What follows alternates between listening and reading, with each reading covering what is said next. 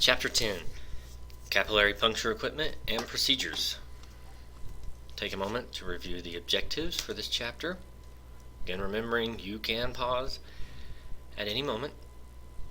Alright, so capillary puncture equipment, the one you're going to use almost always if you use it, is the lancet incision devices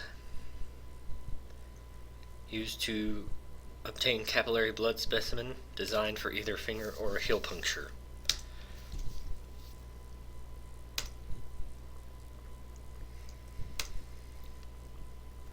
Micro collection containers, small plastic tubes used to collect tiny amounts of blood from capillary punctures.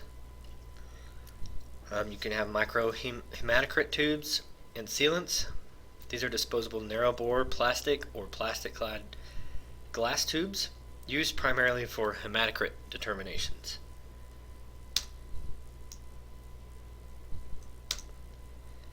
Capillary blood gas equipment. Go ahead and review that stuff. You'll very rarely be asked to collect blood gas. It might happen, but very rarely.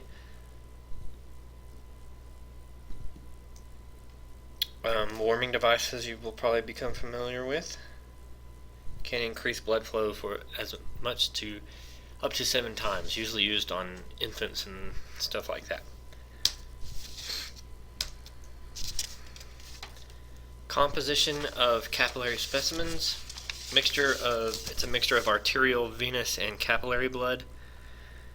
Interstitial and intercellular fluid more closely resembles arterial blood than venous blood. Capillary reference values may differ from venous values, and there's some examples of how. Indications, or why you would use capillary puncture in adults and older children. Go ahead and review those. Again, rarely will you use these on adults and older children, but these are reasons you might. Alright, reasons for capillary puncture in infants and very young children. Review those. Mostly when you do this, it'll be because capillary blood is preferred for some tests. Okay, these are tests that cannot be collected by capillary puncture. Any ESR rates,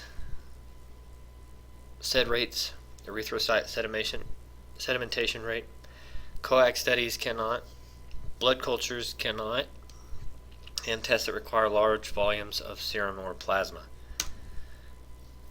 Order of draw on capillary puncture. Be kind of familiar with those.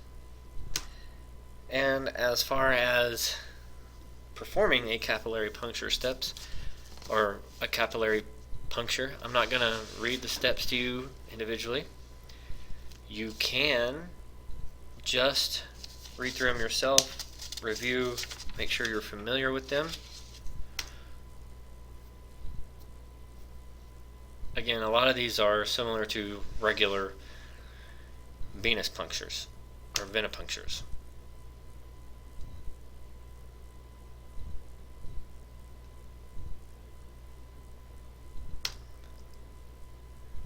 This is a picture of recommended sites and directions for finger puncture and infant heel puncture. Again, notice on the infant heel that they do it to the sides on the heel.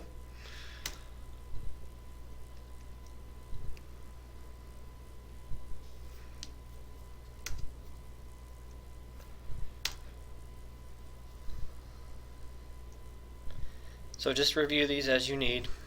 The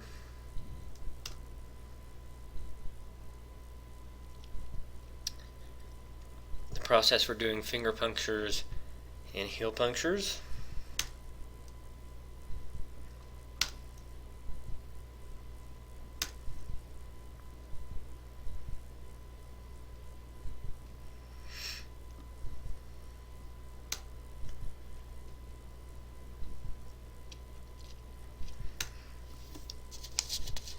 Again, make sure you pause and review over these as need be. Okay, special capillary puncture procedures.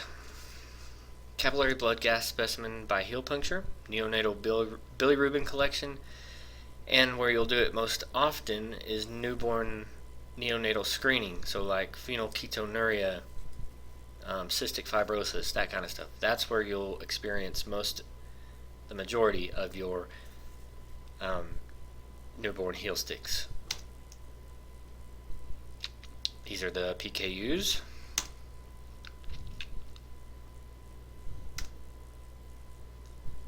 Alright, I will mention this. You can make thick blood smear preps.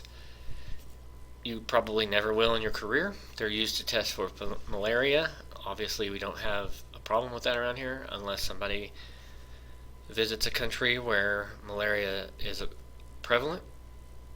But anyways, you make a thick smear from the blood.